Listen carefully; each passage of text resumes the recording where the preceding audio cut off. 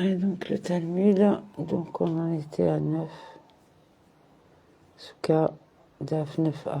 Mishnah. En ce qui concerne la veille de Souka, Beth Shammai la juge impropre à la mitzvah d'une Souka, et Beth Hillel la juge appropriée, en laquelle est considérée une veille de Souka. Il s'agit de tout stand que l'on a établi 30 jours ou plus avant le festival sans désigner expressément que c'était pour la mitzvah de Souka. Dans ce cas, on suppose qu'il l'a construit dans un autre but. Cependant, s'il a établi expressément pour la fête de Sukkot, même s'il a construit au début de l'année précédente, il est apte à être utilisé dans l'accomplissement de la mitzvah de Sukkot, même selon Beth Shammai. Gemara. La Gemara demande quelle est la justification de l'opinion de Beth Shammai. La Gemara explique que c'est comme le verset l'indique. La fête de Sukkot dure 7 jours pour l'Éternel, Lévitique 23-34, indiquant que nous avons besoin d'une souka établie pour le bien de la fête. Une souka non construite expressément pour le festival est impropre. La Gemara demande et comment Beth Hillel interprète-t-il ce verset? La Gemara répond de l'avis de Beth Hillel. Ce verset est nécessaire pour enseigner conformément à la déclaration de Rav Shechet, comme Rav Shechet l'a dit au nom de Rabbi Akiva. D'où vient que l'utilisation du bois de la souka est interdite, à des fins autres que la souka pendant les 7 jours du festival, et est-il réservé exclusivement à la mitzvah? Il est dérivé, comme le dit le verset, la fête de Sukkot dure 7 jours pour l'Éternel. Et il est enseigné dans une Beretta en guise d'explication que Rabbi Yehuda ben Beretta dit. Tout comme le nom du ciel agit sur l'offrande de paix du festival, de même le nom du ciel agit sur la souka. Comme il est dit, la fête de Sukkot dure 7 jours pour l'Éternel, tout comme l'offrande du festival est consacrée au Seigneur, la souka est également consacrée au Seigneur. La Gemara demande, mais Beth Shammai n'a-t-il pas également besoin du verset pour dériver cette alara?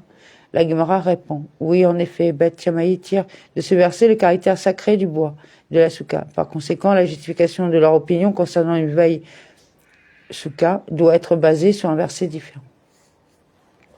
Quelle est plutôt la justification de l'opinion de Beth Shammai concernant une vieille souka?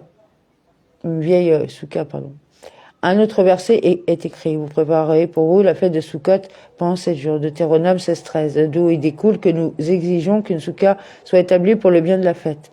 La Gemara demande, et comment Beth Hillel interprète-t-il ce verset? La Gemara répond, ce verset est nécessaire pour enseigner que l'on peut établir une souka même pendant les jours intermédiaires de la fête. Si quelqu'un n'a pas réussi à construire une souka avant le début de la fête, ou si celle-ci s'est effondrée pendant la fête, il peut l'établir pendant les jours intermédiaires, car la mitzvah d'établir une souka est en vigueur pendant les 7 jours de la fête. La Gemara demande, et d'où Beth Shammai tire-t-elle cette alara?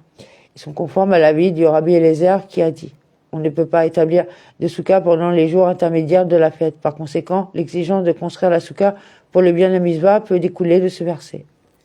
La Gemara poursuit en clarifiant l'opinion de Beth Hillel. Et Beth Hillel n'est-il pas d'accord avec la déclaration selon laquelle Rav Yehuda a dit que Rav a dit? Comme l'a dit Rav Yehuda, Rav a dit. Si l'on confectionnait des franges rituelles à partir des fils suspendus qui dépassent du tissu comme des épines après que la plupart des fils superflus aient été déchirés et que l'on les nouait en franges rituelles, ou s'il a noué les franges avec des fils qui pendent après la couture, ou s'il les attache aux franges géradins, qui pendent du bas d'un vêtement. Les franges rituelles ne sont pas adaptées à l'accomplissement de la mitzvah. Cependant, si les franges rituelles ont été attachées à partir de pelotes, de fils qui n'ont pas été filés pour le bien de la mitzvah, elles sont en forme. Et Rav Yehuda a raconté, quand j'ai déclaré cette alara au nom de Rav devant Shmuel, il m'a dit, même les franges rituelles nouées avec des pelotes de fil ne conviennent pas, car nous exigeons que le fil soit filé pour le bien de la mitzvah. Tout comme les fils des franges rituelles doivent être filés pour le bien de la mitzvah, ici aussi, exigeant qu'une souka soit établie pour le bien de la mitzvah. La Gemara répond, c'est différent. Ici, comme le dit le verset, vous préparerez des franges de Deutéronome 22-12, d'où il est dérivé. Pour vous, à cause de votre obligation, les franges, dès le début de leur production, doivent être produites pour le bien de la mitzvah. La Gemara demande, ici aussi, en ce qui concerne la souka, le verset dit, tu te prépareras la fête de Sukkot, Deutéronome 16-13. Devrait-il pas être dérivé pour vous au nom de votre obligation? La Gemara répond que ce terme pour vous est nécessaire pour exclure l'utilisation d'une souka volée. Établissez la souka pour vous et n'utilisez pas une souka appartenant à un autre. La Gemara demande là aussi, en ce qui concerne les franges rituelles, le terme pour vous n'est-il pas requis pour exclure l'utilisation de franges rituelles volées? La Gemara répond. Là, à propos des franges rituelles, un autre verset est écrit. Et ils leur feront des franges rituelles. Nombre 15-38. D'où est-il dérivé pour eux? de leur propre chef, de exclure l'utilisation des franges rituelles volées. Par conséquent, du terme pour vous, on peut déduire que les franges rituelles doivent être produites pour le bien de la mitzvah. Daf 9b. Mishnah, quant à celui qui établit sa souka sous un arbre, c'est comme s'il avait établi à l'intérieur de la maison et elle n'est pas convenable. Si l'on établit une souka au sommet d'une autre souka, la souka supérieure est adaptée, la souka inférieure ne l'est pas. Rabbi Yehuda dit, s'il n'y a pas d'habitants dans la souka supérieure, la souka inférieure est apte. Gemara Rava a dit, ils ont enseigné cette halara selon laquelle une souka sous un arbre n'est impropre qu'à l'égard d'un arbre dont l'ombre est plus grande que sa lumière solaire, car la source de l'ombre dans la souka est l'arbre et non le toit. Cependant, si son ensoleillement est supérieur à son ombre, la souka est en bon état, car dans ce cas, le toit fournit de l'ombre.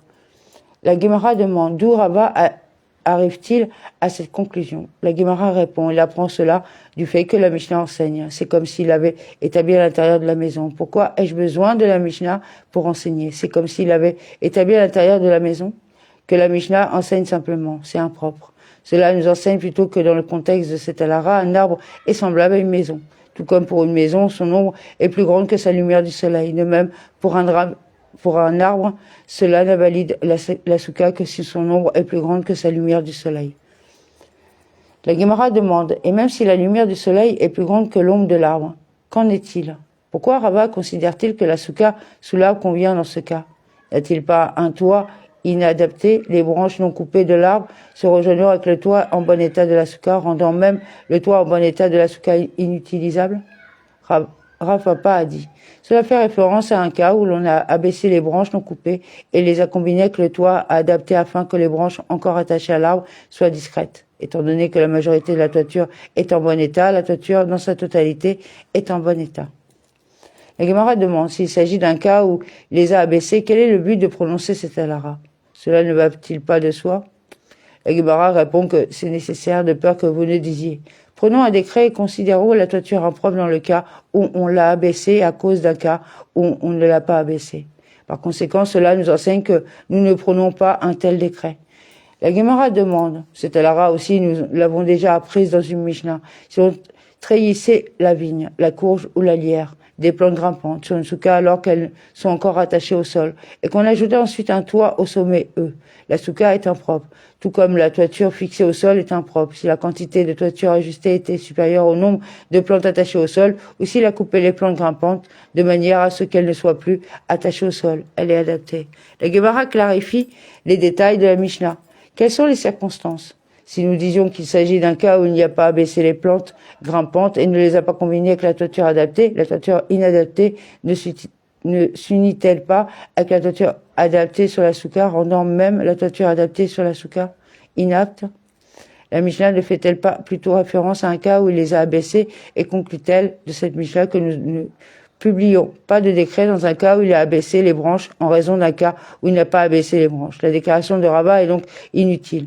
La Gemara répond, ne dites pas que cela ne s'applique qu'après coup. C'est-à-dire que si l'on a déjà abaissé les branches ou les plantes non coupées, elles ne sont pas impropres, mais on ne peut pas le faire ab initio. C'est pourquoi Rava nous enseigne qu'on peut placer la toiture de cette manière même ab initio.